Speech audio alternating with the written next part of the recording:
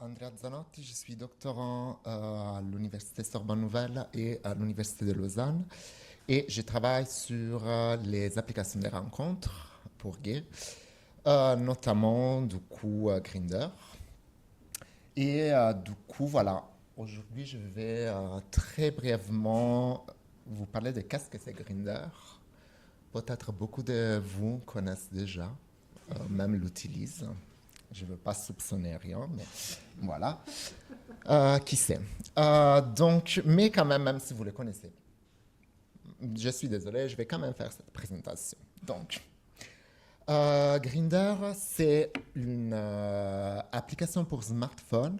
Je souligne pour smartphone et application parce que c'est quand même un point assez intéressant qui change effectivement, en fait, il produit en fait une sorte de rupture par rapport aux sites sur Internet.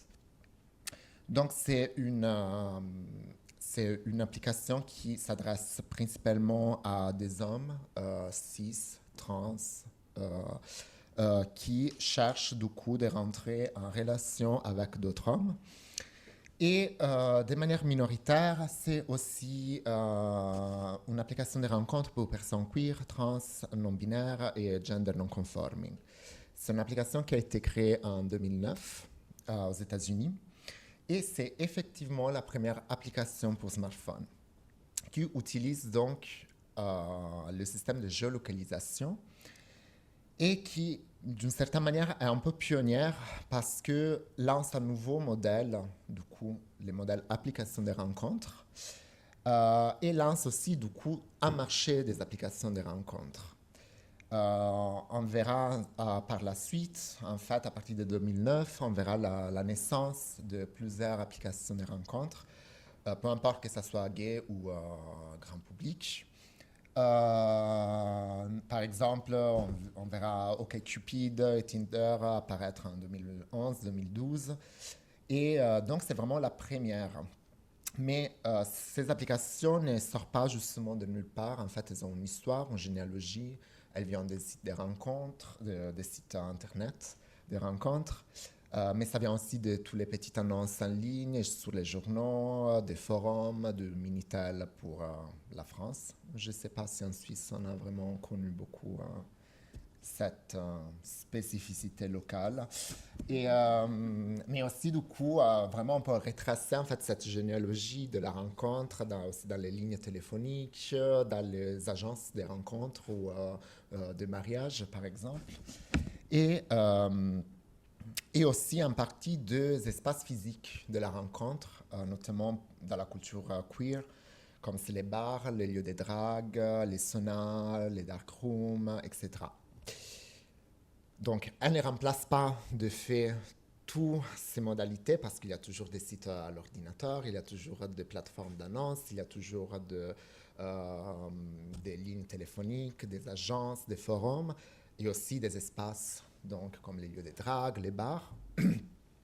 Mais en fait, elle s'ajoute en fait à ces panoramas et les trucs vraiment intéressants et disons les plus innovateurs, c'est effectivement cet outil du coup qui est le portable parce qu'on n'a plus besoin d'être enfermé dans une pièce ou d'aller dans une pièce ou dans un espace spécifique pour pouvoir rencontrer quelqu'un.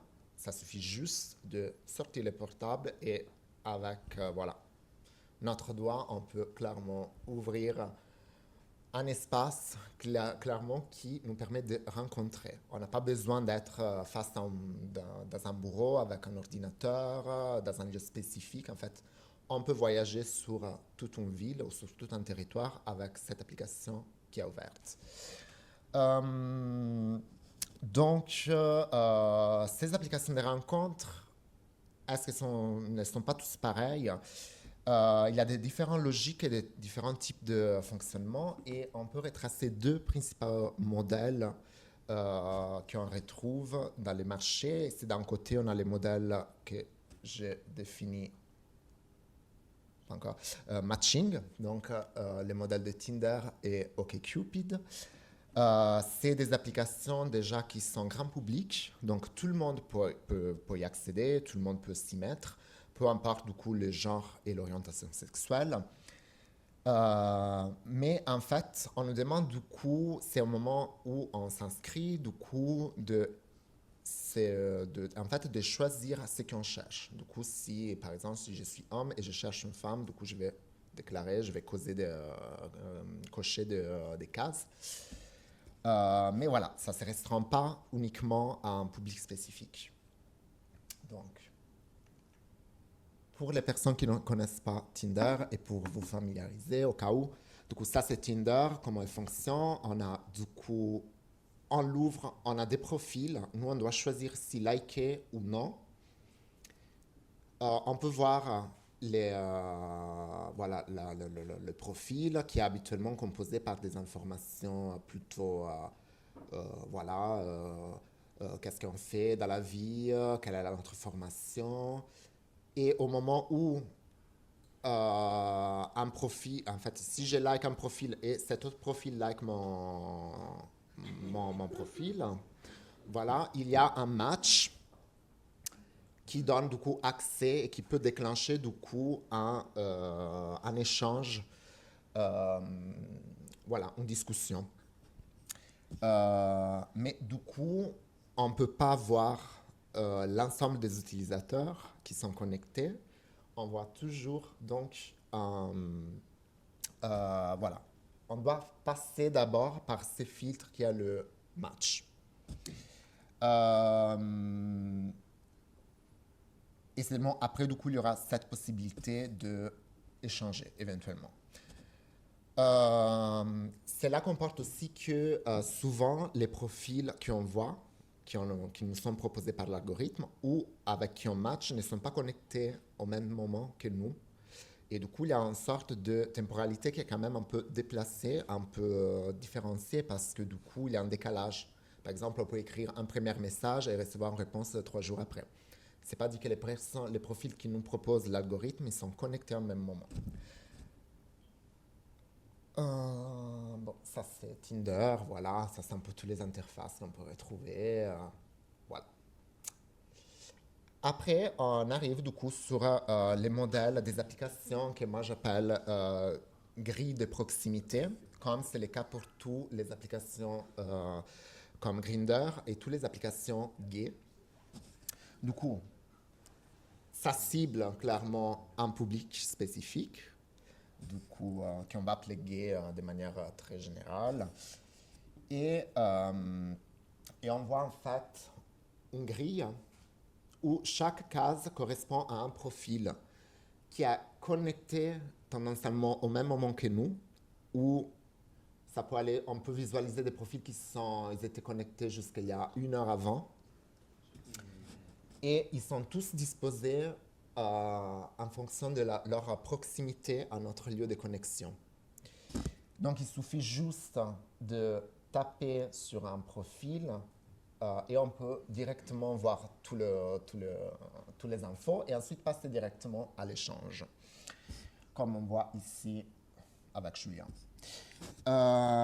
Donc, il n'y a pas besoin d'un match, il n'y a pas une autre, disons, barrière ou un filtrage qu'il y a précédemment. Et cela, ça comporte en fait aussi qu'il y a une temporalité qui est très focalisée sur l'immédiat. Donc, c'est des profils qui sont connectés. On ne va pas voir des profils qui ne sont pas connectés ou qui étaient déconnectés il y a 3 heures. Et c'est que des profils qui sont autour de nous. Il y a des petites différences aussi au niveau, mais bon, je ne vais pas m'attarder trop sur les informations qu'on pourrait trouver sur, par exemple, sur les modèles de Grindr. On trouve souvent des informations dans les profils qui sont vraiment axés sur la sexualité, donc qui sont d'abord morphologiques.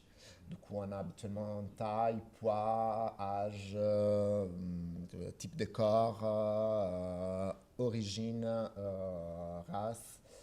Et après, on passe sur tout un tas d'informations, par exemple sur les pratiques sexuelles, sur l'état sérologique aussi, et sur les pratiques de prévention des IST. Du coup, capote, sans capote, PrEP, pas PrEP, TASP, voilà. Sur les applications comme Tinder, en fait, on n'a pas toutes ces informations sexuelles. On a vraiment des informations qui sont assez basiques.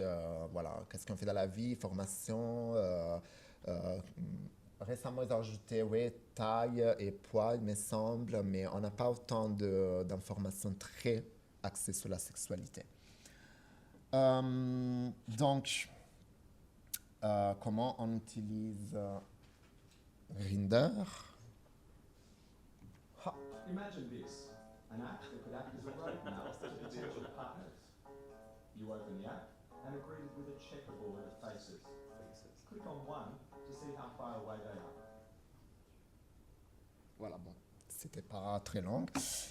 Du coup, effectivement, voilà, on ouvre, on clique, on écrit et sont tous des personnes potentiellement à proximité de nous. Donc, euh, du coup, toute cette structure autour de la connexion immédiate, de la proximité des informations sexuelles, en fait, amène souvent à des échanges et des rencontres vraiment axées sur le sexe et qui est souvent dans une temporalité assez courte. Donc, par exemple, on est dans les mêmes quartiers, on est à 300 mètres l'un de l'autre. Vas-y, on est disponibles tous les deux, vas-y, on baise. Voilà. Je sors de la maison, après 5 minutes, je suis chez toi. Super. Clairement, il n'y a pas que ça, bien évidemment. Les relations peuvent changer. Il y a souvent, par exemple, on rencontre quelqu'un pour un plan cul. Après, ça devient au fur et à mesure un ami ou un amoureux. Mais quand même, souvent, c'est un début, en fait, le sexe. Clairement, celle-là, ça change. Ouais, je sais pas pourquoi j'ai mis ça. Bon, ouais, c'est pas grave. Ça change en fait du lieu de connexion. Parce que si on se connecte dans une grande ville, on a par exemple, voilà, habituellement on peut voir 100 profils dans l'interface principale.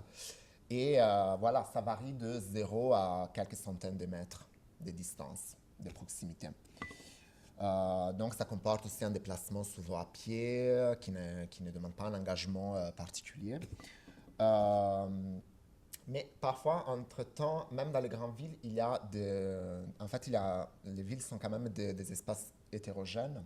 Du coup, on a des quartiers qui peuvent être différents par rapport à d'autres. On peut avoir des quartiers qui sont dynamiques parce je sais pas, c'est des quartiers où il y a beaucoup de trucs de travail, il y a beaucoup d'activités de tourisme. C'est un quartier où il y a, je sais pas, beaucoup de transports en commun. C'est par exemple la proximité à la gare. Du coup, celle-là, ça produit en fait une animation constante, un échange, et c'est un peu différent par rapport à un quartier, par exemple, résidentiel, où on va retrouver plutôt des personnes les soirs, parce que du coup, elles ne sont pas là pendant la journée, elles rentrent les soirs. Euh, mais aussi, en fait, on retrouve souvent une hétérogénéité au niveau du tissu social. Par exemple, on peut voir clairement des différences si on se connecte dans un quartier riche. Je ne connais pas assez Genève pour faire des exemples, désolé.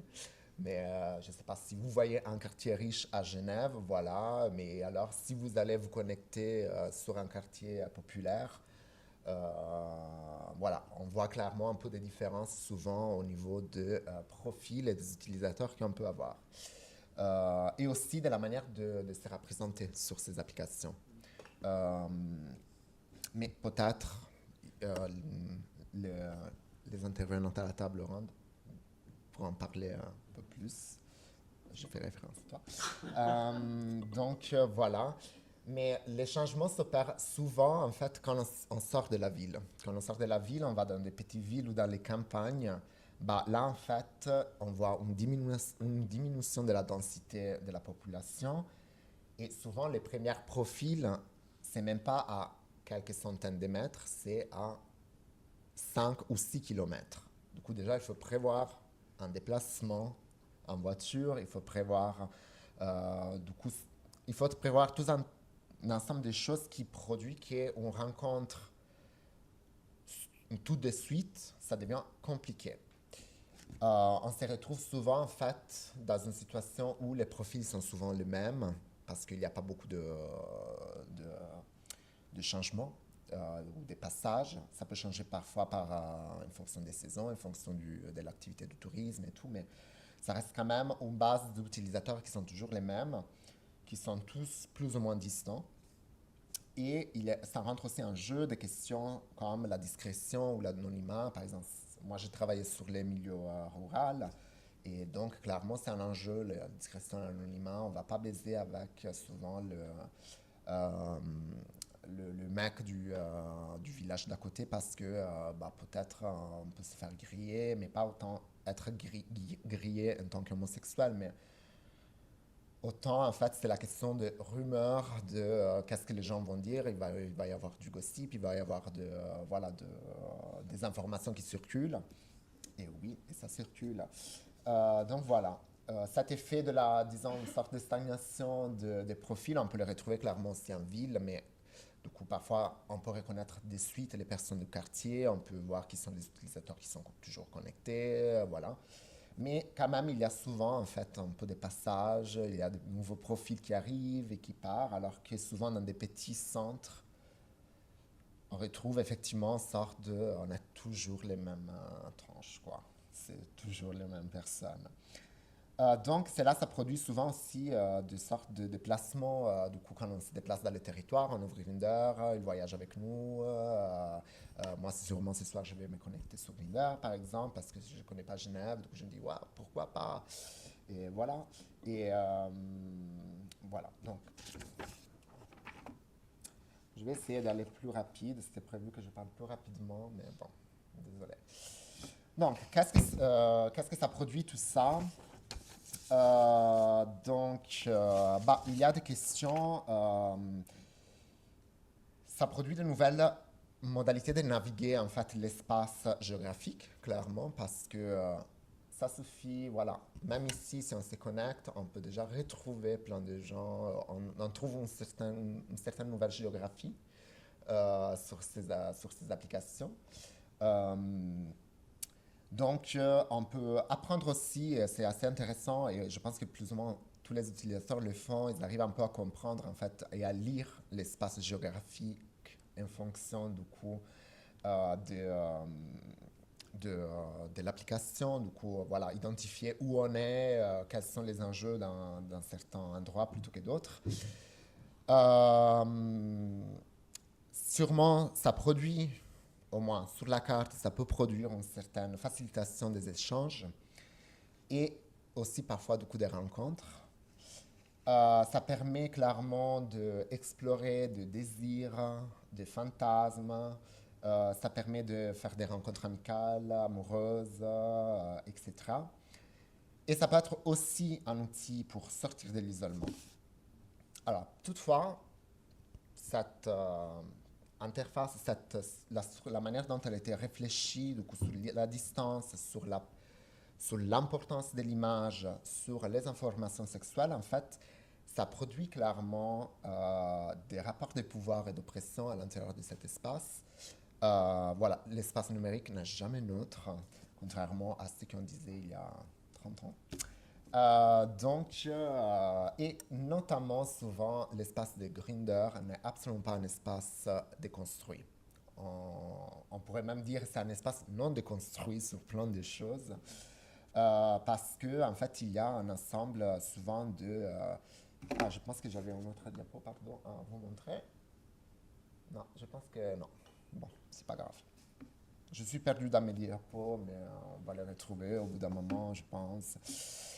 Et en fait, ça produit vraiment une sorte de plan de violences qui sont clairement visibles, qui sont des violences structurelles et aussi parfois hyper banalisées.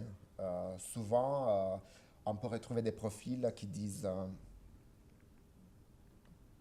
voilà, je sais pourquoi, voilà, je me suis retrouvé des profils qui disent, voilà, non à ça, ça, ça, ça, je veux pas ça, ça, ça, ça. Et en fait, on cache derrière non, c'est une préférence sexuelle, personnelle, je veux pas, voilà, je sais pas, je couche pas avec telle personne, voilà.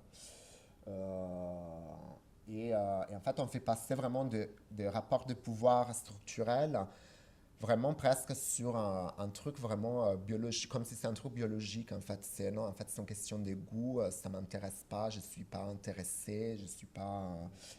Voilà. Et du coup, en fait, ça banalise vraiment les discriminations de genre, de race, etc. Euh, voilà. Ça, c'est un exemple de conversation. No Asians. Oh, hell no. Queen, please. Really? What? Building 1345, sir. Show me your dick. Excuse me? Show me your dick.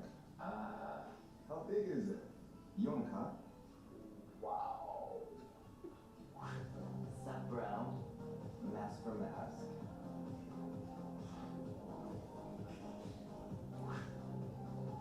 Sup? You like muscles? Give it up. Sup? Tits mask here.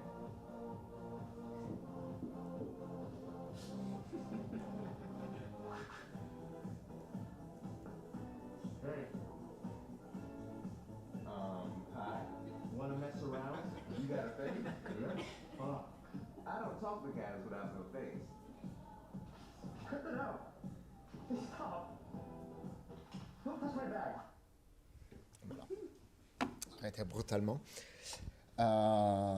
Voilà, mais donc il y a aussi une des conséquences, c'est aussi une sorte d'espoir dans la rencontre. Donc on se connecte toujours dans l'espoir de pouvoir rencontrer quelqu'un, peu importe pour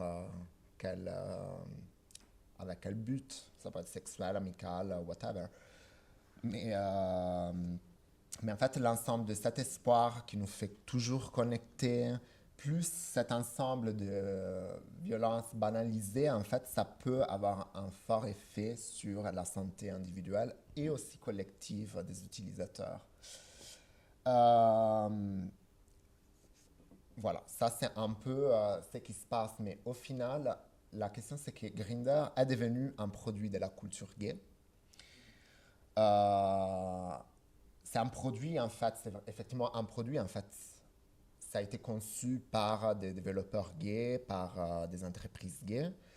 Mais en même temps, du coup, c'est un produit, effectivement. L'outil en soi, c'est un produit, mais en même temps, en fait, ces produits participent au processus de production culturelle gay. Du coup, ça produit de nouveaux sens de culture, ça crée de nouveaux sens de l'être gay, de nouvelles pratiques et de nouvelles formes de relations, de nouveaux imaginaires. Et, euh, et en fait, tous ces usages et aussi les effets que Grindr a sur les utilisateurs deviennent de nouvelles références de comment être gay. Et j'ai vraiment terminé, je pense, oui. Donc, il faut toujours ne pas oublier, par contre, quand on parle surtout de produits culturels et ces applications, en fait, ne sortent pas de nulle part. De nulle part. En fait, il y a toujours un aspect économique et financier derrière ces applications. Sont souvent, en fait, les fruits d'une entreprise numérique ou d'une holding. Euh, et en fait, souvent, c'est pour les applications de rencontres gays, c'est des entreprises communautaires, du coup, faites par des gays pour les gays, au moins à leur origine.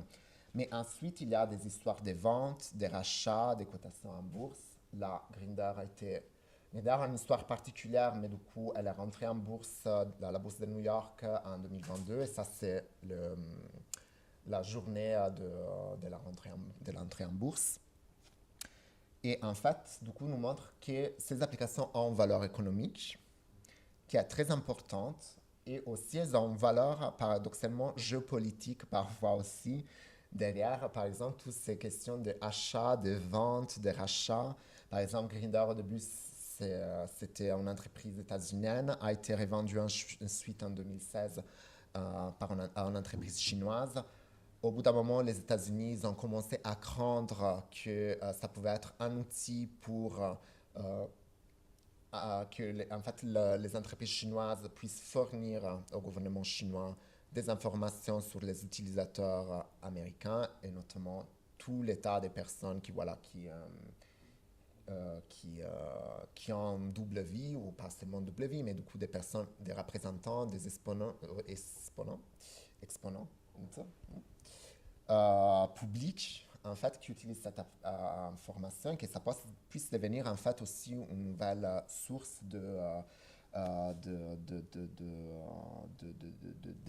déstabilisation, en fait, politique. Donc, il a toute cette valeur économique, c'est donné par les données, du coup, toutes les informations que nous on insère et qu'on continue à produire dans les conversations, toutes les fois qu'on modifie nos profils, etc. Et en fait, toutes ces données, en fait, sont des produits, c'est une monnaie d'échange. Et ça devient effectivement un problème, notamment parce que, par exemple, Grindr a été très connu à plusieurs reprises parce qu'elle vend, mais comme toutes les autres applications de rencontres, c'est pas que Grindr, mais ça fait scandale en 2018, par exemple, parce que, en fait, on a découvert que Grindr vendait à des entreprises tierces, notamment pour créer des publicités ciblées, des informations, voilà, des informations sensibles, dont les données, les statuts sérologiques. Mais en fait, ça, ils le font tous, hein. Genre, ça suffit juste de lire les conditions d'utilisation, et voilà, c'est acté. C'est juste qu'on ne lit pas les conditions d'utilisation. Grindr a été aussi également sanctionné par la Norvège en 2021 parce qu'il ne respectait pas du coup la réglementation européenne sur la protection des données. Et tous les fois, en fait, Grindr adopte des petites modifications légères juste pour montrer qu'il y a une bonne volonté, mais au final, ça ne change pas grand-chose. Voilà, je pense que j'ai largement dépassé, donc voilà. Grindr est quand même un système très complexe, du coup, voilà, et ça c'est Grindr, et je pense qu'il y aura beaucoup de choses que les intervenants à la table ronde vont dire là-dessus. Merci beaucoup.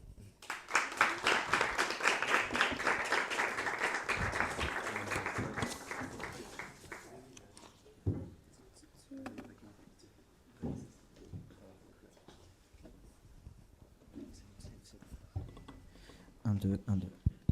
Prenez place. Alors, vous avez 2 micros pour 3. J'espère que ça ira pour vous. Bonsoir tout le monde. Nous passons maintenant à la partie table ronde. Cette discussion qui s'intitule donc Grindr ou Grinder en français, usage, challenge et discrimination. Et l'objectif de cette discussion, ça va être de comprendre comment cette application, Grindr, mais même les autres applications de rencontres, elles ont transformé les manières par lesquelles on se rencontre. Et puis on va également parler de tous les mécanismes de violence, d'exclusion qu'elles peuvent générer. Enfin, voilà, revenir sur quelques éléments de la présentation d'Andrea. Et puis essayer de réfléchir un peu à des alternatives et des perspectives qui s'ouvrent à nous pour rendre ces espaces un peu plus agréables pour tout le monde. Du coup, moi, je m'appelle Robin Adé, mes pronoms sont Yel ou Il. Je travaille dans le milieu culturel genevois et je suis également coprésident de la Fédération genevoise des associations LGBT. Et j'ai le plaisir de vous présenter les personnes qui partagent cette discussion avec moi. Loïc Michaud, ton pronom est Il. Toi, tu es infirmier, responsable, tu travailles à Dialoguer, enfin à Checkpoint, un service de Dialoguer, où tu fournis notamment un accompagnement auprès des usagers, un accompagnement de pair à pair, parce que tu te définis toi-même comme un malade dépendant en rétablissement. On reviendra sur cet élément. À côté de toi, Loïc, mais Loïc Vallée, voilà. Tu utilises le pronom Yel. Tu es actrice, militante queer. Tu vas nous parler plutôt de ton point de vue situé, mais tu as également un parcours en philosophie et en histoire de l'art à l'université de Fribourg. Merci d'être là, de faire le voyage depuis Vevey. Merci beaucoup. Et enfin, last but not least, Axel Ravier, tu utilises le pronom il. Tu es doctorant en sociologie de l'urbain et tu mènes des recherches sur l'homosexualité masculine, notamment dans les cités en France. Tu es rattaché à l'université de Rouen et au centre d'études genre de l'université de Lausanne, où tu travailles avec Andrea notamment, et tu es également comédien. Voilà. Donc nous avons deux personnes de la scène sur ce panel. Pour commencer, en fait, je crois que la question que je voudrais vous poser et dont on n'avait pas discuté, Mais pour réagir un petit peu à cette présentation, pour revenir sur un truc un peu plus personnel, est-ce que vous seriez d'accord de nous raconter les attentes que vous aviez la première fois que vous avez installé l'application Grindr? Quel âge vous aviez? Dans quel contexte? Et qu'est-ce que vous pensiez y trouver? Ah, mais il faut s'en souvenir d'abord. Ah, c'est ça, c'était il y a très longtemps. Mais moi, ça m'a permis de me souvenir que j'ai connu les sites internet avant de connaître Grindr. Et que finalement, Grindr avait amené un truc hyper nouveau d'accessibilité, de liberté. Et évidemment, moi qui ai toujours cherché le prince charmant, je suis allé sur Grindr pour chercher le prince charmant. Aïe, c'est pas là que je l'ai trouvé en tout cas. Toi, Loïc, Valé? Moi, la première fois que j'ai installé Grindr, c'était pendant un voyage à Berlin. Quel cliché. Pendant un voyage à Berlin, je l'avais fait là-bas parce que je m'étais dit ce truc de, en fait, je connaîtrais personne autour de moi. Et après, je l'avais désinstallé et réinstallé. Je pense que la première raison pour laquelle je l'ai installé, c'est vraiment pour voir ce truc dont dont j'entendais parler. Et après, c'était clairement pour du cul.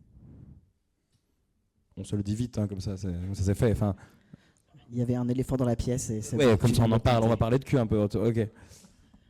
Et toi, Axel? C'est une bonne question. Et je crois que j'ai pas du tout commencé par Grindr. Je te rejoins. Alors, je suis pas si vieux pour avoir commencé par les sites internet, mais non, je t'embête. Bam. Mais non, je t'embête. Mais non, mais blague à part, en fait, si, je crois que vraiment, j'ai plutôt commencé par ça, par les forums en ligne sur l'ordi, et les premières applis que j'ai installées, c'est plutôt des trucs, par exemple, comme Surge, qui était une toute petite appli américaine qui fonctionnait plutôt comme Andrea l'a montré sur le système du matching. Parce que je crois qu'en effet, j'avais cette innocence quand j'étais plus jeune de me dire que c'était très cool et que j'allais trouver le prince charmant. J'ai vite oublié. Enfin, c'était très bien d'oublier aussi. Mais donc non, j'ai pas vraiment de souvenir de Grindr qui m'a marqué au début. Je crois que je me suis plutôt fait au fonctionnement assez vite en fait. Donc c'était Ok. pas une... Et quand on préparait la discussion, Loïc, tu m'avais dit, Loïc Vallée, que cette application, c'était à la fois une bénédiction et une malédiction. C'est comme ça que tu la présentes. Du coup, c'est une question pour toi, mais aussi pour les autres. C'est qu'est-ce que ça a changé finalement pour vous dans vos manières de rencontrer des personnes et de socialiser? Le passage des sites internet avec les réponses en différé à cette immédiateté de Grindr. Mais tu peux commencer. Bah oui, j'ai dit ça parce que, pour moi, la bénédiction, elle est assez claire. J'étais genre une jeune pédale qui avait envie d'explorer sa sexualité, et il y avait un truc gratuit qui me permettait de le faire rapidement, à moindre frais, et précisément pour ce que je voulais explorer. Enfin, honnêtement, ça paraît vraiment formidable. Et je pense que le côté malédiction de ça, c'est la course à la rencontre, c'est être sur l'application très longtemps, des soirées entières où je suis un peu en mode genre, en fait, j'ai envie de trouver et au final ça arrive pas et du coup je fais rien d'autre, machin. Et l'autre truc aussi, c'est il y a un truc de la malédiction, c'est les trucs de violence dont on parlait, où du coup on est aussi méga confronté à ça et tout. Et ouais, j'ai l'impression que c'est vraiment ces deux trucs en permanence qui dialoguent. Et pour toi, Loïc Michaud, le passage de site internet à l'application, est-ce que ça a changé ta façon de socialiser? J'ai pas vraiment ce souvenir par rapport à s'il y a un grand changement. C'est-à-dire que moi, j'ai grandi dans un petit village du Jura. Et à ce moment-là, c'est les sites internet. Ensuite, je me retrouve dans une ville universitaire où je fais des études et c'est Grindr. Donc, la dynamique, c'est un truc qui n'est pas comparable. Mais je te rejoins. Moi, je suis assez d'accord avec ce truc de bénédiction parce que j'avais dans ce petit village aucune représentation de ce qu'était un homme gay, de la sexualité, etc. Et puis, finalement, cette application, elle me permet de découvrir ce que c'est la sexualité entre hommes, de découvrir qui je suis, donc elle m'apporte plein de choses. Revers de la médaille, moi qui suis toxicodépendant, malade du sexe, malade de la drogue, c'est l'outil qui va me permettre de nourrir pendant des années et des années la sexualité compulsive et la consommation de substances. On parle beaucoup de ce waouh effect à l'installation de Grindr. La première fois qu'on aperçoit cette grille et qu'on se rend compte qu'à quelques centaines de mètres, il y a plein d'hommes, en tout cas principalement des hommes, disponibles. Est-ce que vous avez eu ce wow effect?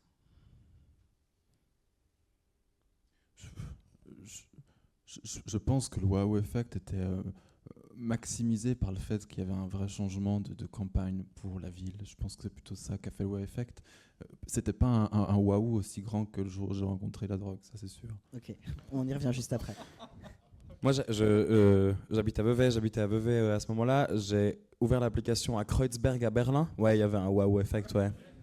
Très bien. En fait, j'avais vraiment l'impression qu'il y avait à côté de moi tous les gens que des gens qui faisaient ce que je voyais dans des films de porn. Et j'étais là, oh right, ok. Et pour toi, Axel, enfin, même question que tout le monde, à la fois de ton point de vue personnel, et puis vu que tu as ce travail de recherche sur justement ce que cette application, parce que les applications peuvent jouer comme rôle dans le contexte de banlieue française, qu'est-ce que les personnes vont chercher également? Oui, j'allais dire que finalement, je suis pas très fun dans la vie. Donc, mon boulot, c'est de lire des livres et d'interviewer des gens. Donc, mon expérience va être beaucoup plus difficile à mettre en avant que la vôtre, mais j'espère que ça vous plaira quand même. Non, mais sur ce wild effect, je pense qu'il n'est pas inhérent à Grindr, mais on en avait parlé en préparant cette table ronde où on a souvent cette impression que Grindr fait quelque chose de nous, pour reprendre le titre d'un livre qui vient de sortir. Je pense que c'est une erreur, mais qui est une erreur factuelle. Non, je vois André qui me regarde, t'inquiète pas, je vais pas dire de Donc mal. tu fais référence au livre de Thibault Voilà. Lambert. Mais en fait, ce wow effect, il est présent déjà, et pour des personnes qui ont connu les quartiers gays ou les rues gays, il était déjà là à l'époque en fait. Et je pense que là où tu as raison, c'est un wild effect qui arrive au moment dans l'arrivée de la ville. Ce que tu as dit sur le porno, moi, énormément de personnes que j'ai rencontrées disent mais la première fois que je suis rencontré dans un sauna, quand je passais de la banlieue à Paris, mais en fait c'était Disneyland, enfin vraiment, et je le cite, c'est incroyable ce qui est en train de se passer. Donc pour rejoindre la présentation d'Andreas, ce wild effect, il nous semble plus important parce qu'il est accessible au bout de notre main. Mais en fait, c'est quelque chose qui est présent depuis une cinquantaine d'années dans les parcours d'acceptation LGBT. Donc, il ne me surprend pas plus que ça. La surprise, elle est plutôt parce qu'il apparaît là. Et je te rejoins à nouveau, mais en fait, vous lancez Grindr dans les villes dans lesquelles Andrea a fait. Oui, il y a un wild effect parce que vous voyez énormément de gays et vous en aviez sûrement pas vu autant avant ou alors dans les films. Mais si le premier est à 40 km, le wild effect, il est beaucoup moins présent en fait. Mais moi, j'ai l'impression que déjà, on dit wow effect ou wild effect depuis tout à l'heure, et je suis perturbé par ça. Bref, moi, je pense qu'il venait pas que par le fait de la proximité, il venait par le fait que tout à coup, j'avais un moyen d'entrer en interaction dans un endroit où c'était plus ou moins explicite qu'on pouvait parler de sexualité, ce qui n'est pas le cas dans la rue, ce qui est moins confrontant que dans un sauna ou dans un lieu de cruising extérieur, et où tout à coup, on a comme un script qui s'ouvre à nous, qui n'était pas ouvert avant. Moi, je pense qu'il vient aussi de là beaucoup. Oui, je sais pas si je dois réagir. Si, volontiers.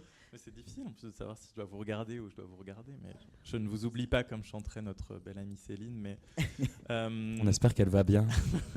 On pense à elle.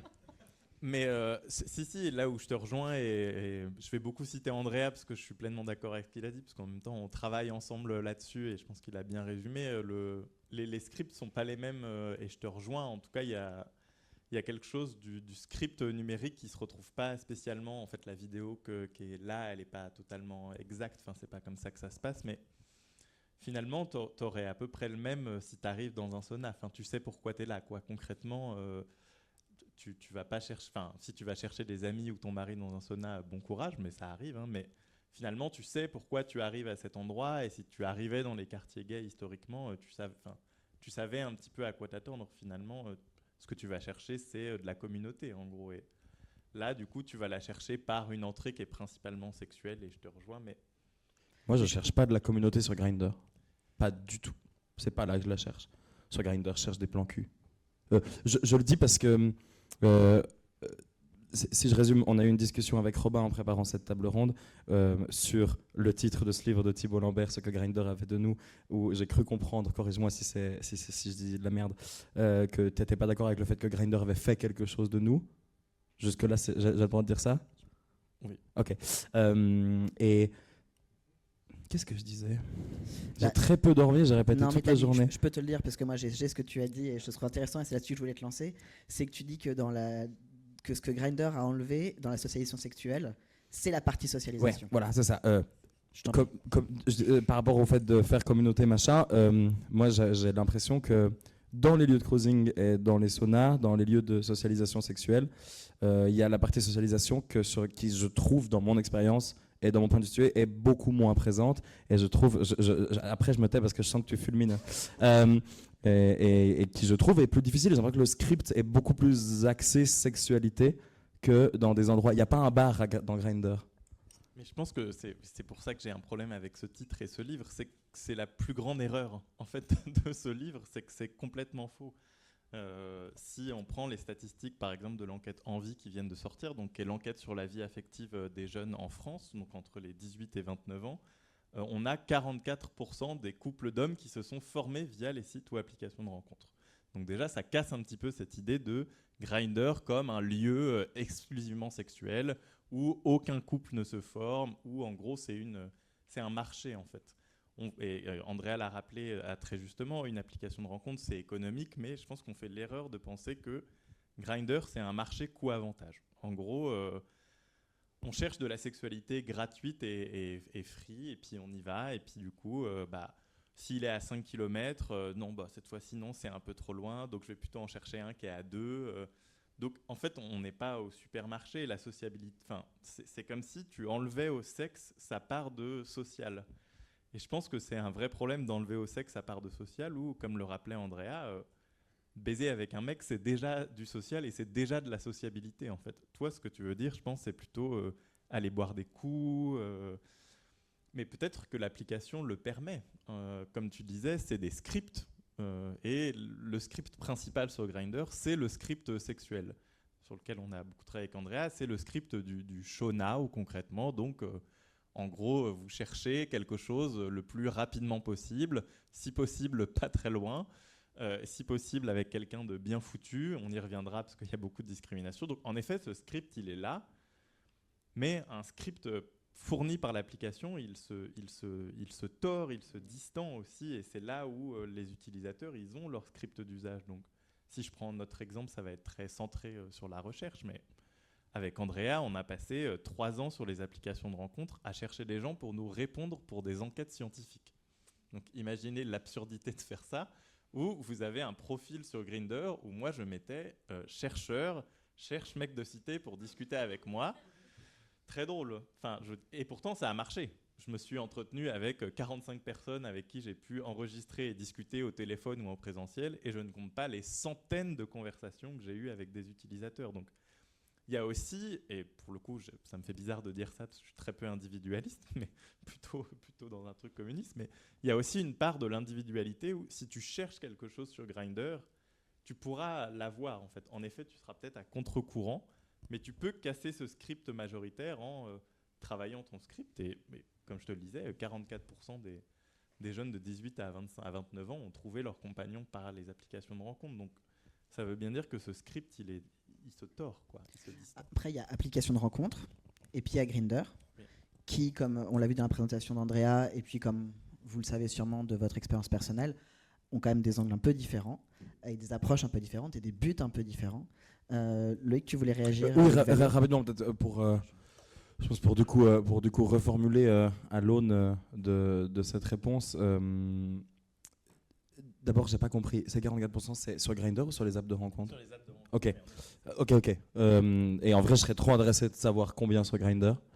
Du coup, je pense que je peux me corriger par rapport à avant pour dire que dans mon expérience, dans une partie des rencontres sexuelles que je fais via Grindr, je considère pas que c'est quelque chose de l'ordre du social. Je pense que c'est là que ça se joue pour moi. Ouais. Parce que je pense que je le trouve ailleurs. Et moi, j'aimerais t'entendre là-dessus, Loïc Michaud, parce que tu réagissais à un moment. Est-ce que toi, cette approche-là, tu es d'accord avec? Est-ce que aussi dans les discussions que tu peux avoir avec les différents usagers que tu rencontres dans ton travail d'infirmier à Checkpoint, comment les personnes avec qui tu échanges voient cette application? déjà, quand je vous écoute, ça réveille et ça fait écho en moi à ce petit Loïc, à cette époque-là. Et moi, j'étais pas bien dans ma peau, pas bien avec ma sexualité, pas bien socialement. Et finalement, mon seul outil de sociabilisation, c'était Grindr. Alors, c'était une sociabilisation qui était sexualisée, mais ça a été finalement mon moyen au départ de mettre un pied dans la communauté, d'avoir des contacts, etc. Ce que j'en fais après, l'usage obsessionnel et compulsif, est-ce que c'est Grindr qui a fait de moi ça, ou est-ce que c'est moi qui ai utilisé, c'est autre chose. Les usagers que je rencontre, ils ont parfois, quand ils parlent des applications, ils ont aussi ces avis divers. J'entends à la fois c'est une horreur, que du cul, tous les mêmes, donc des généralités, et puis d'autres qui t'expliquent qu'ils ont rencontré un tel, qu'ils sont partis en vacances ensemble, que finalement ils ont leur plan cul, ils utilisent Grindr pour se retrouver, ah tiens, parce qu'ils sont amis, donc ils se parlent dessus, mais vous êtes au bar, on vous rejoint, etc. Machin. Donc il y a un nombre d'usages qui est divers. Et l'impression que j'en ai, et là je parle d'un point de vue d'une personne socialisée comme lesbienne pendant des années et qui, dans un parcours de transition, installe l'application Grindr, et tout d'un coup j'ai eu un petit choc anthropologique. J'ai l'impression qu'il y a comme une façon d'interagir sur Grindr qui fait que tout le monde y est ou y passe à un moment ou à un autre, avec ce truc d'installer, désinstaller. C'est un peu un endroit où tout le monde passe à un moment ou à un autre dans la culture gay. Et pour autant, beaucoup de gens s'y sentent pas très bien. Et ça, j'aimerais bien qu'on parle un peu de la question des discriminations. J'ai l'impression que sur Grindr, il faut être mince mais pas trop, musclé mais pas trop, poilu mais pas trop. Et puis voilà, comment ça se passe pour les personnes qui ne correspondraient pas à ces normes. Et là, j'aimerais t'entendre, toi, Loïc Vallée, parce que tu as pas mal de choses à dire sur cet aspect-là. En plus, ça fait le lien avec ce à quoi je réfléchissais en vous écoutant. Peut-être que Et d'abord, je tiens à préciser que j'apprécie plutôt Grindr, même si là, je vais la critiquer. Non, en fait, je pense qu'un truc qui me chagrine dans la sensation que j'ai de la socialisation que crée Grindr, c'est que... je réfléchis, hein, grosse journée, répète tout ça. J'ai l'impression que ça tend à nous faire socialiser avec des gens qu'on désire sexuellement. Et si je me trompe, dites-le moi. Tu vas me le dire. Oui, je le capte. Voilà. Et moi, je le vois beaucoup parce qu'en fait, peut-être que le fait que je crée pas facilement communauté sur cette app vient aussi peut-être du fait que sur cette application, quand même, la majeure partie du temps, ce que je reçois, que ce soit verbal ou par des pratiques de l'application, que ce soit non-réponse, que ce soit blocage, etc., c'est quand même de la violence. La violence principale que je reçois, c'est de la violence grossophobe, que je reçois beaucoup plus que de la violence sur la question de la non-binarité, parce qu'on va pas se mentir, même si c'est écrit Yel et non-binaire sur mon profil, je pense que beaucoup ne savent pas vraiment ce que ça veut dire et s'en foutent. Et je me fais mégenrer, puis je suis là, je peux pas m'arrêter à chaque fois que je me fais mégenrer.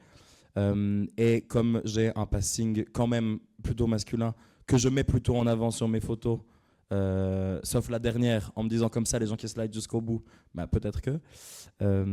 C'est principalement de la violence que je reçois par rapport à mon corps, et du coup, je pense que c'est peut-être ça aussi qui me donne pas spécialement envie de créer ma socialisation par là.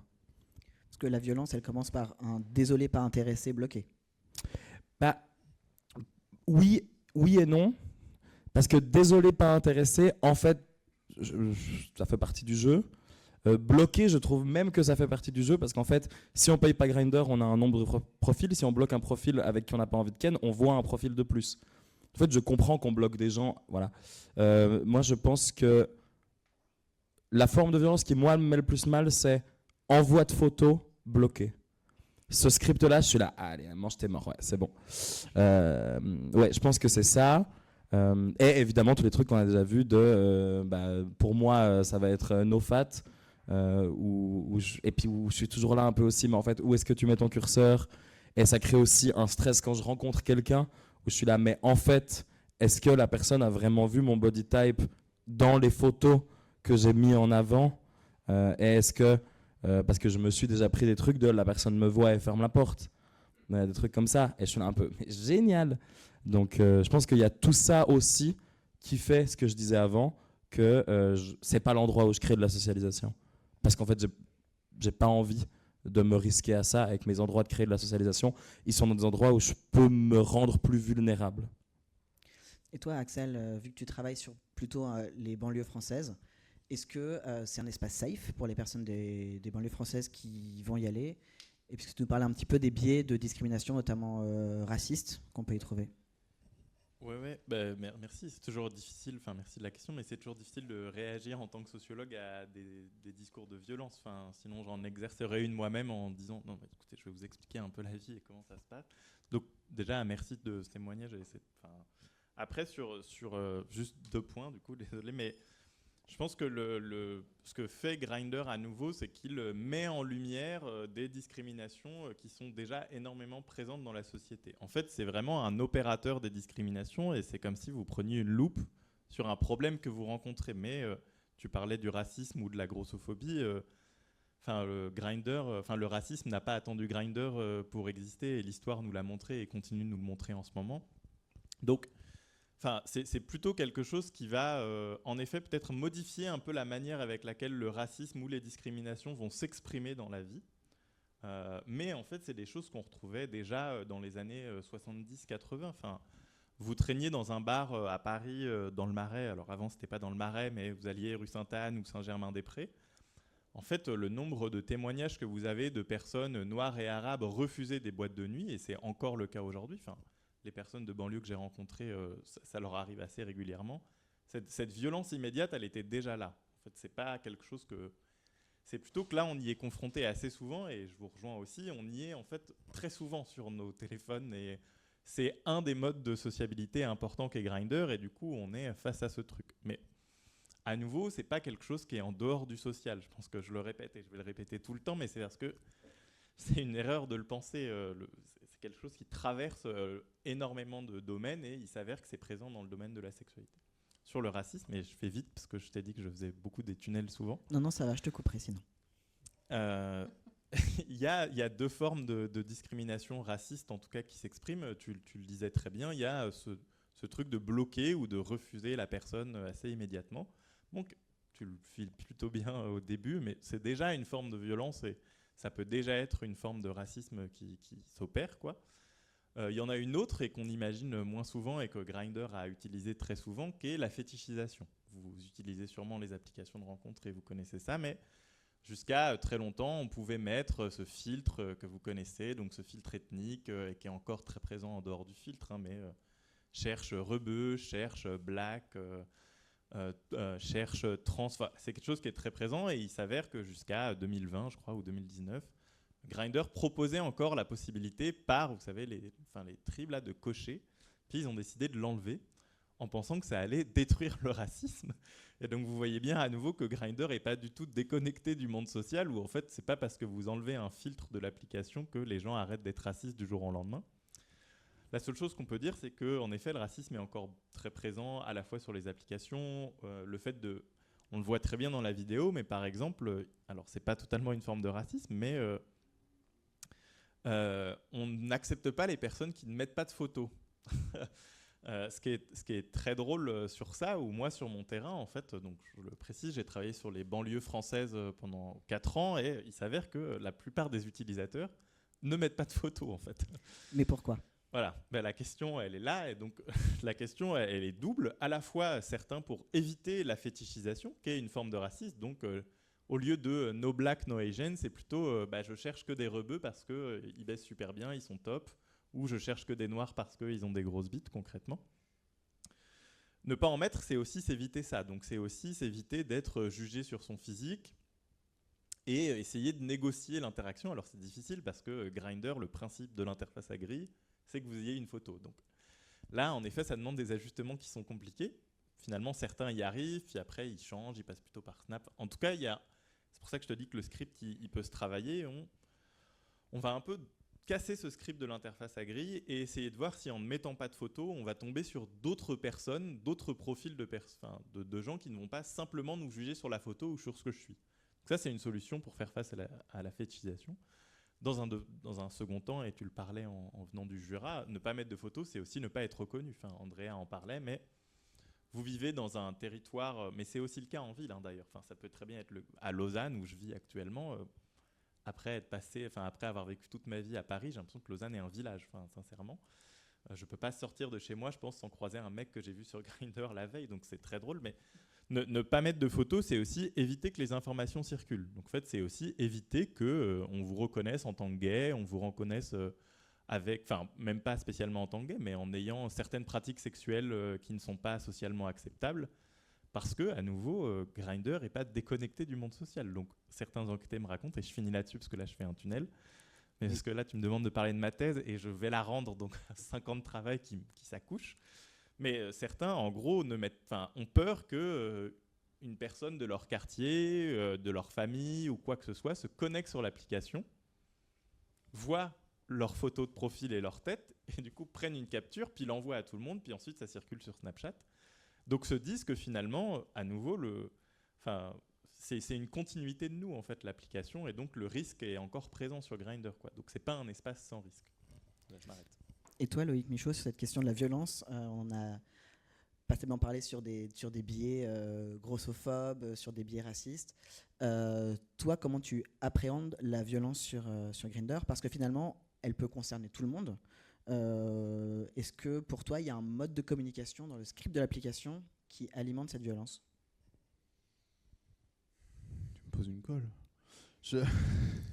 Tu m'avais dit des choses là-dessus, c'est pour ça. C'était pas censé être un piège. Mais si tu veux, je peux reformuler ma question. Non, moi j'ai l'impression que dans mon parcours, et en lien notamment avec la substance, j'ai subi cette violence parce que je recherchais des partenaires qui consommaient des substances et j'étais bloqué, on ne me répondait pas, etc. Mais de la même manière, dans le processus de rétablissement ensuite, j'ai reproduit cette violence parce que j'ai affiché sur mon profil no chems, je bloquais dès qu'il y avait une seringue, un emoji, etc. Et ça m'a beaucoup questionné après coup, au fur et à mesure que les années de rétablissement avançaient, de me dire, mais en fait, je suis en train de refaire, en pensant me protéger, de reproduire cette violence. Bon, je pense qu'à un moment de ma vie, c'était ma peau avant tout. Parce que du coup, no chems, peut-être petit vocable lexique, le chemsex, no chems, ça fait partie du chemsex. C'est quoi en 2 mots?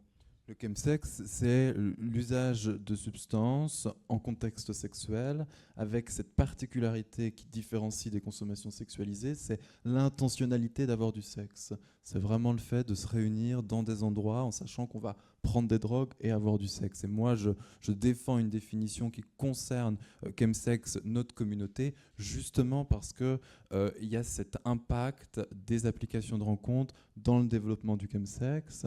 Et on ne peut pas, je pense, intervenir de manière pertinente sur le chemsex sans prendre en compte nos comportements par rapport aux applications de rencontre et notamment à Grindr. Alors, quel est le lien que tu fais toi entre les applications de rencontre et le chemsex? C'est déjà la facilité avec laquelle on a pu rentrer en contact les uns avec les autres, la facilité avec laquelle on a pu...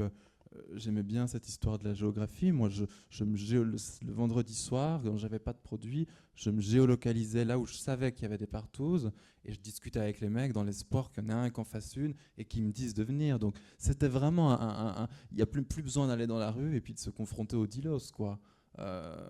C'est dépasser le drug dealer.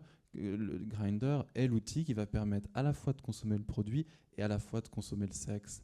Et tout le fonctionnement de Grindr, les notifications, les maps qui changent, etc., crée vraiment tout un système interne de quête effrénée. Et moi, j'appelais ça ma chasse, quoi. Je montais dans ma voiture, je foutais ma map, et puis je faisais 100 mètres, je rafraîchissais, tac, tac, tac. Et tout s'entretient. Bonne chasse, c'est une expression que j'ai beaucoup lue sur Grindr. De gens, en gros, la discussion se termine sur on va rien faire ensemble. Bonne soirée, bonne chasse, c'est une expression que j'ai méga lue et qui m'a toujours marqué. Et pour revenir sur le chemsex, tu me disais 80% des situations de chemsex, elles sont non problématiques, mais qu'à Checkpoint, sur les gens que tu rencontres, Sur 10 personnes, tu en as 7 à 8 qui consomment. Oui, qui déclarent avoir consommé. Ouais. Ça, je crois, c'est vraiment important. Moi, je parle jamais de chemsex sans dire que d'abord, c'est un phénomène qui est non problématique et que, par contre, dans certaines situations, il y a en effet, oui, des problèmes, des pertes de maîtrise, etc. 7 à 8 personnes sur 10 vont nous dire qu'elles ont consommé une fois ou plusieurs fois au cours de la dernière année. Donc, c'est beaucoup. Mais souvent, le point commun, c'est ce grinder. Parce que c'est le chemsex et parce que c'est les partous et qu'elles s'organisent aussi comme ça. Et du coup, à quel moment on passe d'un usage non problématique à un usage problématique? Je crois que c'est tout le fonctionnement obsessionnel et compulsif qui va se mettre en place autour, que ce soit l'usage de substances ou l'usage des applications, parce que moi j'étais complètement accro aux applis, quoi. C'est-à-dire que j'avais un usage compulsif, obsessionnel et compulsif des applications avant la drogue, pareil pendant la drogue et pareil après la drogue, ce qui m'a obligé à ouvrir les yeux sur ce qu'était mon rapport aux applications. Et le moment où l'usage est obsessionnel, compulsif, où il y a des pertes de maîtrise, où il y a des conséquences dans la vie, le moment où on en a marre, puis on dit il faut que ça change. Ce rapport addictif aux applications qui fait partie quand même du design de l'application, enfin, Andrea conclut là-dessus, c'est un produit, on est sur, il faut que les gens soient connectés pour faire de l'argent. Est-ce que vous deux aussi, Loïc Vallée et Axel Ravier, vous avez eu ce rapport addictif à l'application? Ou alors Axel, si tu veux parler plutôt des personnes que tu interviews dans ta thèse? Moi, je pense, oui. Dans une certaine mesure, ouais. Et en fait, moi, je sais que les moments où c'est arrivé, je suis beaucoup revenu à des pratiques de socialisation sexuelle autres que digitales ou numériques. Que ce soit des lieux de cruising extérieur ou intérieur ou quoi, où tout à coup, du coup, j'avais l'impression que le temps que je dédiais à ça était limité par des trains, par ma fatigue physique. Et du coup, je suis pas en mode... parce qu'en fait, Grindr, il y a un truc de... En fait, je vais m'endormir en scrollant et en essayant de trouver et tout. Là où, au bout d'un moment, on part du lieu de la socialisation sexuelle qui est physique. Et ouais, moi, je pense que c'est un équilibre que j'essaie de trouver aussi quand j'ai envie de ce genre de socialisation. Et toi, Axel? Oui, mais je l'ai sûrement encore. Enfin, je pense qu'il n'y a pas un soir où je lance pas l'application chez moi. Donc, je pense qu'en effet, et je te rejoins, il y a quelque chose où je veux pas dire que les applications n'ont pas du tout d'effet sur nos modes de rencontre et sur l'entretien de plein de discriminations ou de pratiques addictives. Après, j'ai l'impression que les deux coexistent aussi. C'est ce que je voulais dire au début et que j'ai un peu oublié, mais finalement, vous lancez aussi Grindr, peut-être que vous l'avez déjà vu, mais quand vous êtes dans un bar gay, pour le petit nombre de bars gays qui reste encore, vous lancez aussi Grindr finalement, vous voyez. Donc il y a aussi ce truc où, en effet, je vous rejoins, l'application est toujours là, mais elle n'a pas tué les anciens lieux de sociabilité, quoi. Et ça, je voulais dire quelque chose. Oui. J'ai l'impression qu'on a aussi l'impression que beaucoup de choses viennent de Grindr, et je fais très vite, je te promets. Vas-y. Parce que, en effet, c'est devenu, et Andrea le rappelait très bien, un incontournable. Du coup, tout part pas de Grindr. C'est juste que, en fait, vous ne pouvez pas faire sans. Donc, en effet, il y a quelque chose de là où ça pose un problème, et c'est là où il y a quelque chose de l'ordre presque du monopole économique, où même si d'autres applications ont suivi, comme Hornet ou autres, en fait, elles n'ont jamais réussi à dépasser Grindr, le pionnier. Mais tout passe par lui, mais en même temps pas par lui. Vous voyez, enfin, il est toujours en contact avec autre chose où vous allez le lancer au bar gay, vous allez le lancer en sortant du sauna. Il est profondément lié à une géographie, quoi, et du coup, il n'a pas détruit la manière avec laquelle on relationnait avant. Il s'est juste ajouté à cette manière, et du coup, c'est un peu plus simple. Et Andrea le disait, on a l'impression que le numérique avant c'était déconnecté du hors-ligne, et puis du coup, c'est quand même un truc très simple de se dire c'est la faute au numérique. Finalement, c'était pas comme ça, mais les pratiques addictives, et j'ai juste là-dessus parce que à nouveau, je vais pas réagir sur des témoignages personnels, c'est pas mon job. En fait, beaucoup d'enquêtes montrent qu'elles sont souvent déjà présentes avant d'arriver sur une Grindr. Grindr a plutôt un effet, en effet, d'augmentation potentielle de la pratique addictive, mais ne la lance pas, en fait. Il y a déjà des choses qui sont présentes avant. Et après, dernier point sur la santé, et je m'arrête. Grindr, c'est aussi un outil de santé publique. En fait, la prévention en santé, elle a toujours été faite au sein des espaces communautaires. Donc les bars, quand la presse gay existait encore, Gay-Pied, ici 360. Donc c'est aussi un outil de santé publique, ou Santé publique France par exemple, ou AIDE, qui est une association de lutte contre le VIH/SIDA, utilise Grindr en fait pour aller chercher des gens qui ne viennent pas au lieu habituel de santé publique comme les checkpoints par exemple. Donc elle s'adapte en fait, et on s'adapte aussi avec l'application.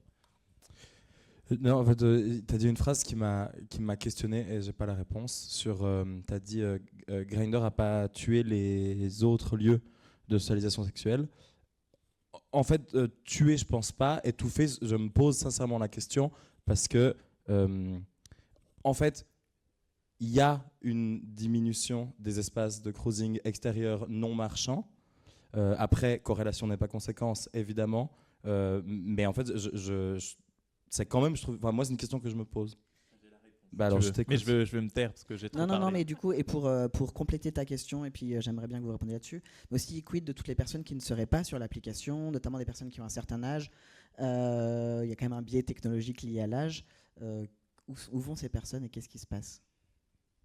Technologique, et à nouveau, mais je parle de ma position qui est sociologue de l'urbain, mais il y a un biais urbain en fait, il y a un biais de la ville, et Andrea en parlerait mieux que moi, mais si vous allez en ruralité, vous voyez quand même un nombre d'utilisateurs, selon l'enquête de rapport au sexe du coup par Santé publique France justement, qui est bien moindre dans les territoires ruraux, dans les villes de moins de 2000 habitants.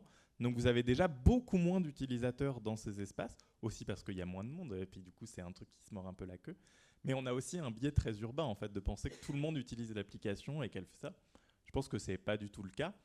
Sur la fin, et j'ai l'impression de trop parler, mais sur la fin des quartiers gays, finalement en effet il y a plutôt une corrélation. Donc il y a plutôt où la gentrification était... Voilà, il faut savoir qu'historiquement, les quartiers gays sont beaucoup installés dans des quartiers populaires, des quartiers qui étaient déshabilités. Donc, les gays reprenaient un peu déjà des espaces marginalisés, très populaires. Vous prenez l'exemple du Marais à Paris ou du Village à Montréal. C'est des quartiers, en fait, maintenant gentrifiés. Donc, vous avez énormément de boutiques qui ferment, simplement par l'augmentation du prix des loyers. Je pense, en tout cas, ce qu'on montre, c'est pas que c'est dû à un effet au fait Grindr devrait être tellement important que les gens iraient plus dans des bars. Et dernier point, c'est aussi que c'est déjà très présent en fait dès la fin des années 90. Si vous lisez les textes, vous avez déjà énormément de monde qui ne vont pas dans ce qu'on appelait le ghetto gay à l'époque. Même dès les années 80 en fait, vous avez énormément de lettres de gens qui disent mais c'est pas pour moi ces trucs en fait. Donc à nouveau, je pense qu'il y a ce truc qu'il faut revoir. Loïc Michaud et puis après. Je me demande si tout de même il n'y a pas un impact sur la perception qu'on va avoir de ce qu'est le milieu gay et de ce qu'est le cruising, etc. quand on compare avec la facilité dont on rencontre. Je sais que moi j'avais cette croyance que tout le monde est sur Grindr. J'avais pourquoi aller dans des lieux si tu peux tout avoir avec l'appli.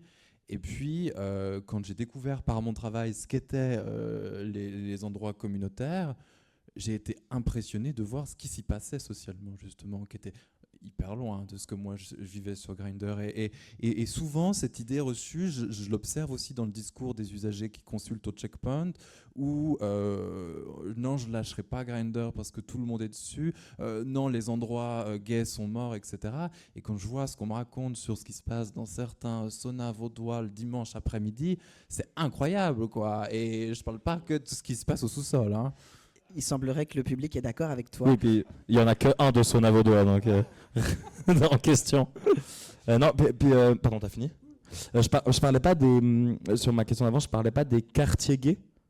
La question que je me posais, c'était plus spécifiquement sur la fréquentation des lieux comme toilettes publiques, parcs, aires d'autoroute. Andrea, tu veux dire un truc? Ouais.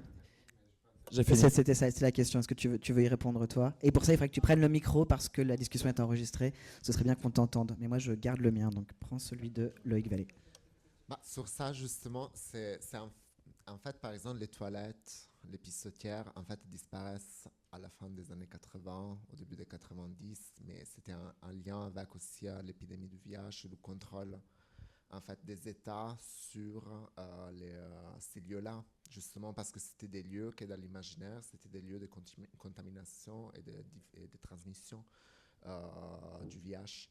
Donc, il y a tout un tas de politiques en fait, qui ont porté en fait, à la fermeture de tout un tas de lieux. On ne trouve plus de pissotières publiques et c'est toujours pour des questions d'hygiène, mais il y a aussi une question effectivement d'empêcher la rencontre et l'usage autre et les lieux de drague à l'extérieur. Après, il y a plein de politiques qui sont aussi là en ce moment. On voit, moi, je travaille aussi un peu sur les lieux de drague.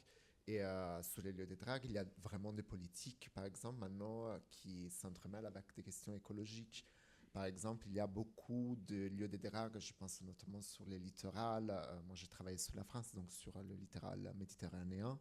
En fait, tous les lieux de drague principaux, c'est des réserves naturelles, sur des plages naturistes qui sont des réserves naturelles.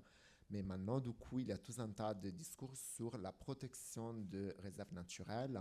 Et donc, en fait, il y a tout un ensemble de politiques pour empêcher aux dragueurs d'aller sur les lieux de drague. Du coup, il y a des changements. Ils mettent en place des parkings privés, par exemple, pour empêcher qu'il y a...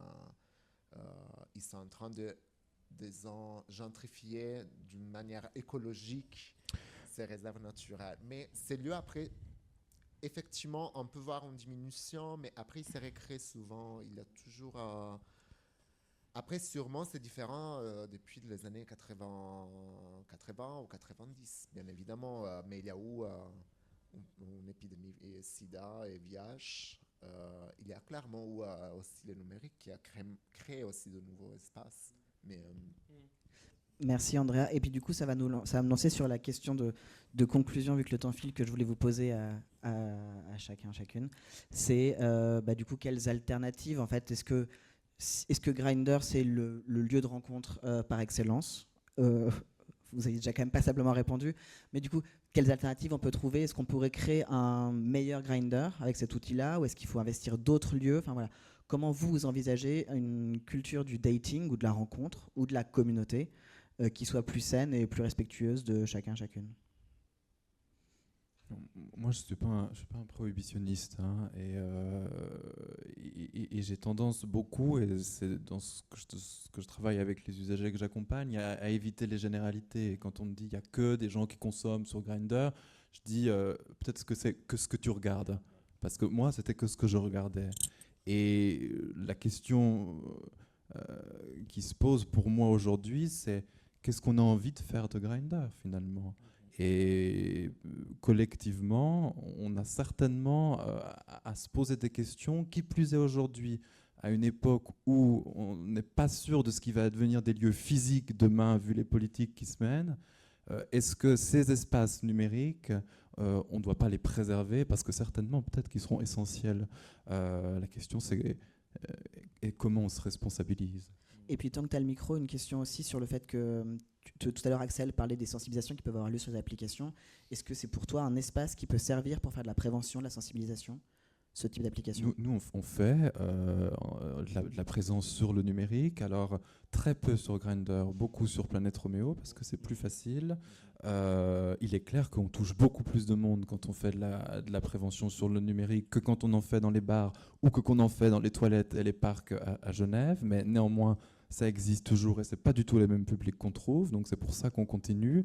C'est extrêmement demandeur en ressources humaines. Le Grindr est extrêmement demandeur en monnaie pour pouvoir faire de la prévention. On est sans cesse bloqué, etc. Quand tu fais un fly pour quelque chose, c'est terrible. Donc c'est là où s'ils veulent vraiment être des alliés, ils ont eux un rôle à jouer pour nous aider à être présents et faire notre travail de prévention et de promotion de la santé. Ouais, Axel, et puis après, comme ça, Loïc aura le mot de la fin. Je suis pleinement d'accord. Et ce que montre bien Grindr, même sur la question du racisme, et tu l'as dit et Andrea l'a rappelé, c'est une application économique. Donc quand ils ont lancé leur campagne en 2020 qui s'appelait Kinder, donc être un peu plus kind, et ils ont enlevé les filtres et tout ça, en fait, un chercheur américain, donc Sharif Mollabokus, a bien montré que Grindr engageait, surtout à un moment où financièrement c'était compliqué, donc avant qu'il rentre en bourse en 2022, extrêmement peu de modération. Donc en fait, il y avait vraiment très très peu de modérateurs pour le monde sur l'application. Donc toutes les choses de racisme ou de discrimination, c'était les personnes elles-mêmes qui devaient soit bloquer, soit les signaler. Donc là où je te rejoins, c'est qu'en fait, et ce que disait Andrea, c'est un modèle économique. Donc la solution, ce serait de sortir du capitalisme en fait, mais on est un peu mal sorti pour ça. Donc réinventer Grindr, moi j'aurais plutôt tendance à dire que si on réinventait nos fantasmes, et je reprends un peu une proposition d'un collègue à nous qui s'appelle Florian Voros, qui a écrit un très beau livre qui s'appelle Désirer comme un homme, à la fin de son livre, il propose plutôt de réinventer nos fantasmes, de voir qu'est-ce qui pose problème dans nos fantasmes, le racisme dans nos fantasmes, la grossophobie dans nos fantasmes. Ben, peut-être que si déjà on réinventait ça en dehors de Grindr, dans notre vie quotidienne, dans la manière avec laquelle on perçoit les gens, j'aurais tendance à penser que ça se retrouverait sur l'application. Merci. Et toi, Loïc Vallée?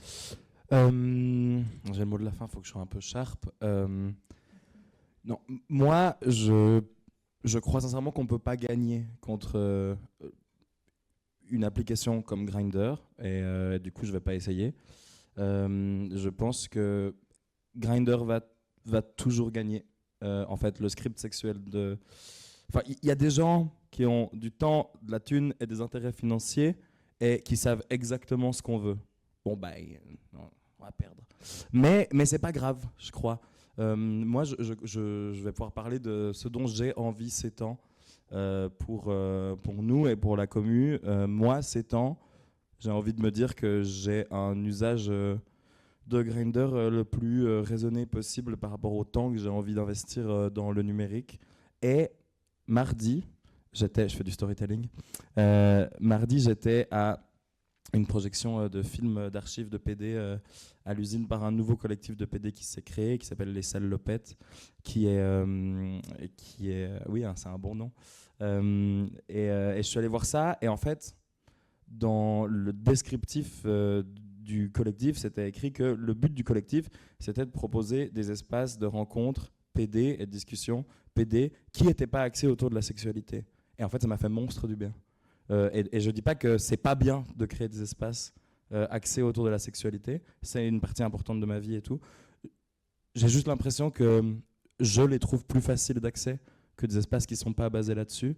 Et en fait, entrer dans une salle pleine de PD en me disant le but du jeu, ce n'est pas un rapport de séduction, ça m'a beaucoup détendu.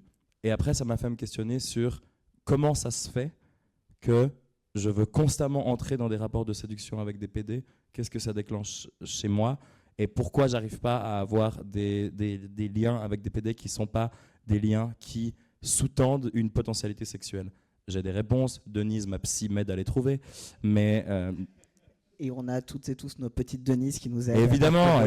Mais Denise, si tu écoutes cette table ronde, merci. Mais voilà, moi, du coup, je pense que ça peut être des options. Et en attendant, c'est cool d'aller sur Grindr de temps en temps aussi. Ça marche. Ouais, c'est ça. Hein. Merci. On va passer la parole au public pour des questions que vous avez peut-être, que vous pouvez poser soit à nos 3 panélistes, soit également à Andrea qui se tient à disposition pour répondre. Est-ce qu'il y a des personnes qui souhaitent poser une question ou intervenir? Il y a déjà une main qui se lève. Et donc merci de le faire dans le micro vu que la discussion est enregistrée. Bonsoir. Alors tout d'abord, merci pour les interventions qui étaient très riches. Donc moi, je suis photographe et artiste, et ce que vous sous-entendez parfois, c'est la sorte d'homogénéisation des scripts sur Grindr, le fait que la photo n'existe pas ou qu'il y a un problème avec quand on ne se montre pas, ou qu'elle est discriminante quand on n'a pas le corps de canon comme ça de Grindr. Et en fait, je voulais vous faire réagir par rapport à ça. Et par rapport à des choses que moi-même j'ai observées au niveau des choses qu'on a dans le passing en fait très viril, qu'on voit tout à coup des mecs qui tondent la pelouse avec des tronçonneuses, des choses comme ça, ou complètement l'uniformisation, donc sur la grille en fait, avec 2 personnes qui ont exactement la même pose, donc que ce soit le selfie dans le miroir, etc. Donc il y a vraiment ça qui m'interpelle, et je voulais avoir votre point de vue par rapport à ça. Qui souhaite répondre? On m'a littéralement tendu le micro. Je peux réagir comme ça, à chaud ou à froid, je sais jamais lequel des deux c'est, pour dire qu'on réagit tout de suite. Je meuble pour réfléchir. À chaud. Merci. De rien. Moi, j'ai l'impression de constater cette homogénéisation. Voilà. Après, à titre personnel, c'est de plus en plus des profils qui m'attirent pas. Et je rejoins beaucoup ce que tu disais sur le fait de questionner ses désirs et ses fantasmes. Pour moi, c'est un shift de ne pas être attiré par ce genre de profil, de ne pas être attiré par une masculinité hégémonique, canon, etc. Et des fois, c'est un shift que je me force à faire aussi en me disant, je pense qu'au final, ça ne va pas me faire du bien. Et que la sensation de plaisir physique que je pourrais trouver dans cette rencontre, il n'y a pas un assez bon rapport coût-bénéfice. Et je dirais ça. Et je sais pas si je réponds à la question. Pas trop vu ta tête, mais voilà. Bon. C'est le même prix. Désolé. Non, mais je vais laisser mes collègues parler. Loïc, Michaud, tu vas répondre? Je sais pas, moi, ça m'évoque à nouveau cette question aussi de où je mets mes yeux. Et moi, j'ai l'impression que ce que je projette pour moi, ou ce que j'ai envie d'être, ce que je regrette de pas être, etc., ça me saute aux yeux, ou alors ce que je désire, etc., ça me saute aux yeux, et puis ben, je regarde moins ce qui dans ma tête serait plus commun, etc., je sais pas. Et ça, je peux le tisser, on n'en a pas parlé, mais si je sors un peu de Grindr, puis que je vais sur d'autres applications, c'est la même chose, quoi. Moi, si je parle d'Instagram, je reproduis les mêmes choses, et puis l'algorithme m'aide très très bien pour ça, et à nouveau, je regarde toute la journée des trucs que je voudrais être, je regrette de pas être ça, mon biceps pas assez gros, j'en passe des meilleurs. Je me permets, tout en n'étant pas du tout informé spécifiquement des poses sur Grindr, mais il y a un historien de l'art à Genève qui s'appelle Claude Hubert Tato qui a fait des books érotiques aux éditions Ripopé qui montrent selon lui comment les images, notamment dans le porno gay, mais plutôt amateur, donc les images que les gens eux-mêmes chargent sur des applis ou sur des sites de partage d'images pornographiques, reprennent des canons, notamment dans les poses et tout, qui datent depuis les poses qu'on trouvait déjà dans les statues antiques, etc. Et qu'apparemment, on a une vraie continuité de certains types de poses et de recherche de façon de se placer et de se mettre en scène. Et puis, peut-être pour compléter, dans les présentations que tu as fait, Andrea, tout à l'heure, dans les slides, il y avait 2 campagnes Grindr de 2 époques différentes qui apparaissaient, avec des visuels assez différents. Je ne sais pas si tu veux en dire un mot. Et juste le micro arrive vers toi.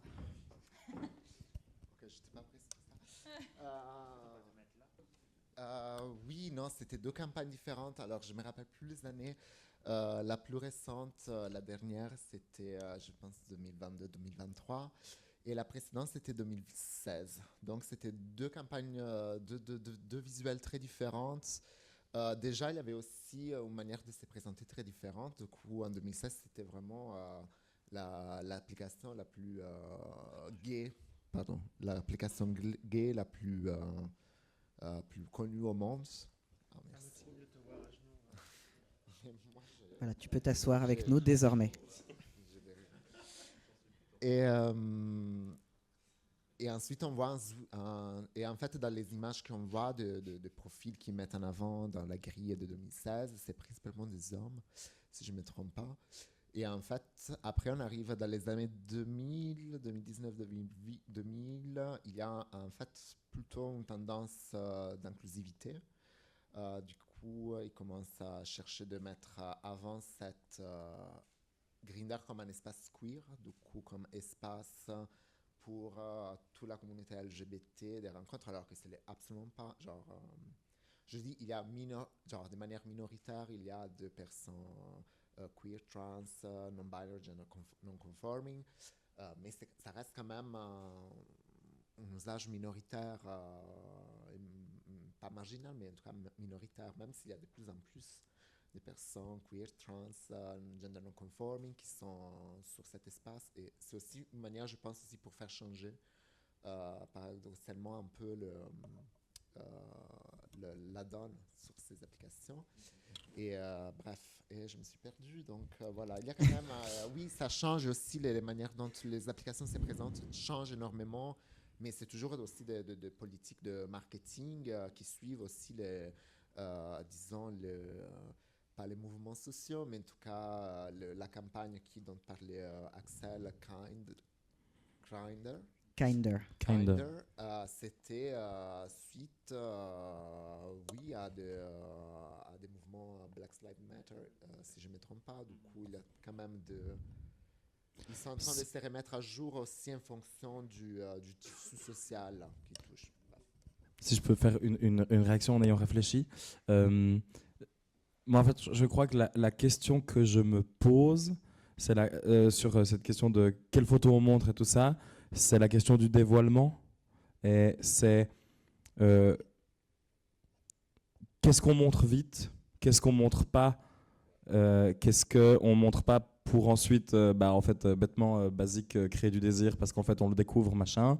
Il y a cette espèce de culture de la dick pic et des albums privés dans lesquels, en fait, moi, par exemple, je vais prendre mon exemple, quand on me demande d'envoyer des nudes, ils sont... c'est fini. Bon. Non, ils sont absolument magnifiques, évidemment, mais ils sont beaucoup plus faits pour donner envie de dévoiler plutôt que pour exposer mon anatomie. Et je sais pas, ouais, c'est une question que je me pose en fait, de qu'est-ce qu'on fait de ça, qu'est-ce qu'on montre pas, et peut-être quel shift s'est opéré aussi. Enfin, je réfléchissais avant à mes études d'histoire de l'art pour le coup, et au fait que en fait, dans les tableaux plus ou moins érotiques, on va dire de la période Renaissance, on était quand même plutôt dans des travaux de draper et d'essayer de faire voir ce qu'il y avait sous les drapés, machin.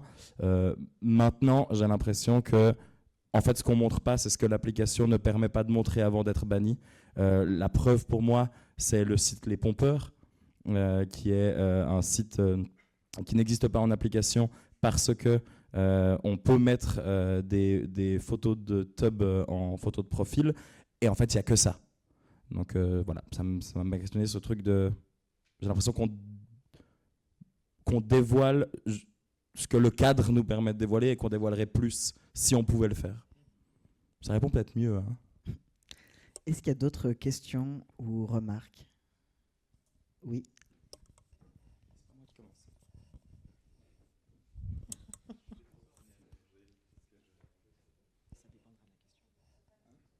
Ça dépendra de la question. Oui, c'est vrai.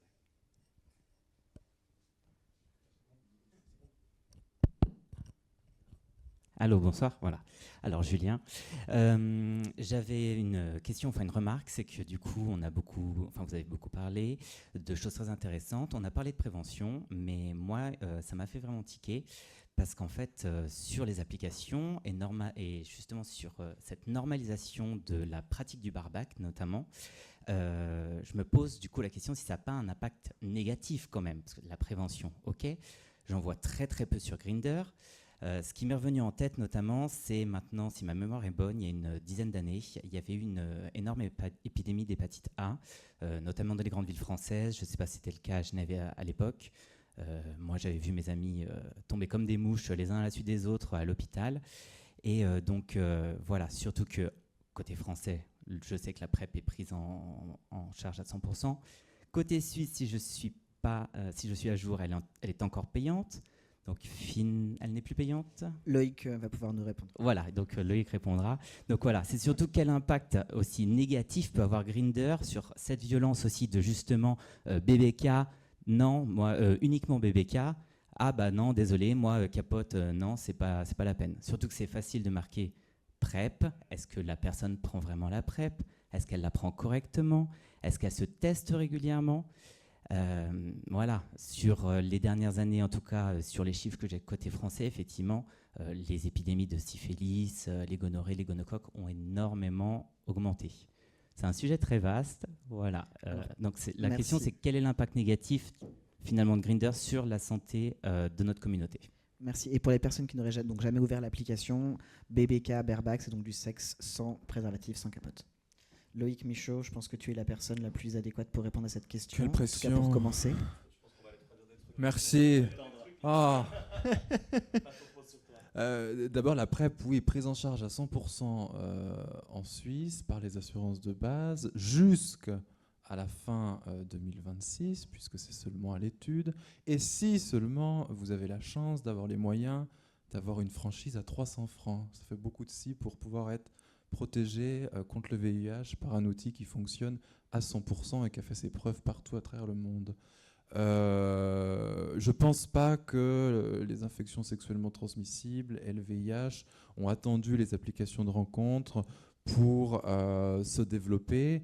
Je crois que la dernière épidémie en date, c'est Mpox, et on peut quand même saluer la réactivité de Grindr à ce sujet-là, où il y a eu des messages de prévention, il y a eu la possibilité de trouver comme ça son centre de vaccination, et dans des moments d'alerte, Grindr réagit bien. Pour tout ce qu'elle reste, ma conviction, et je crois que c'est ce que je vois fonctionner en santé sexuelle, c'est que la prévention, la promotion de la santé, c'est une question de responsabilité individuelle, et ça marche de baser ces techniques de prévention sur ces comportements et pas sur ce que disent les autres.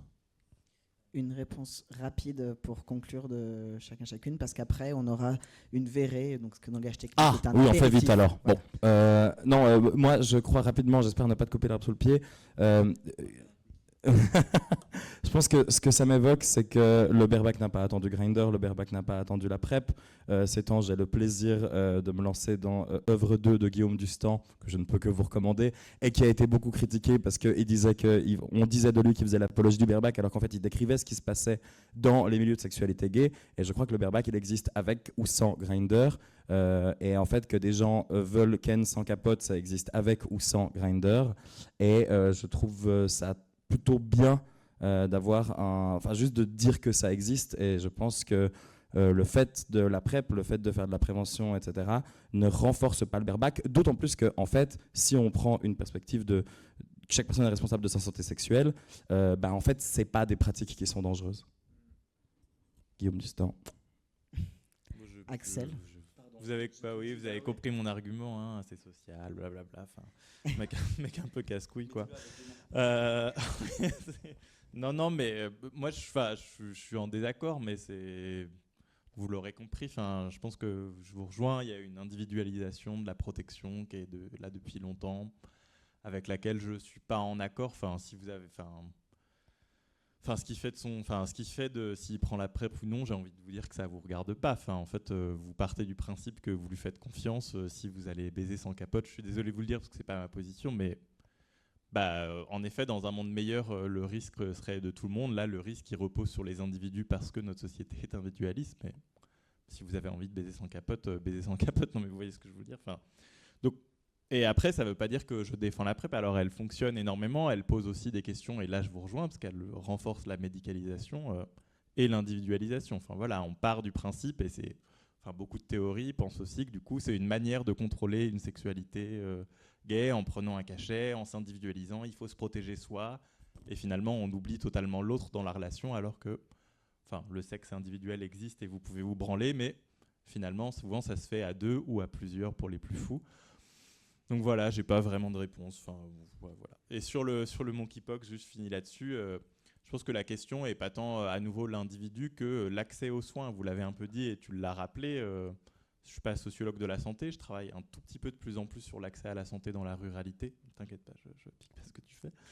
Ce qu'on voit notamment dans la littérature américaine, c'est que finalement les personnes qui n'ont pas eu accès au monkeypox, notamment dans les campagnes américaines, c'est pour deux raisons. Un, parce que beaucoup de médecins ne sont pas formés dans ces campagnes américaines sur ces questions de santé sexuelle et notamment sur ces questions d'homosexualité, donc il y a encore une homophobie prégnante. Deuxième chose, il y a moins de médecins en fait. Il y a beaucoup de déserts médicaux dans les espaces non ruraux, donc je ne suis pas sûr que ce soit de la faute à Grindr. Et troisième position, j'ai oublié, mais on a envie de boire, donc profitons. Très bien, écoutez, merci beaucoup. Je pense que ce qu'on retiendra en tout cas, c'est que c'est un outil et qu'on fait ce qu'on peut et du mieux qu'on peut avec cet outil. Merci beaucoup à vous 3, 4 pour votre présence et merci beaucoup à l'Agenda 21 d'organiser ce type de discussion. Et merci à vous d'y participer parce que sinon, ça n'aurait pas lieu. Merci beaucoup et bonne soirée.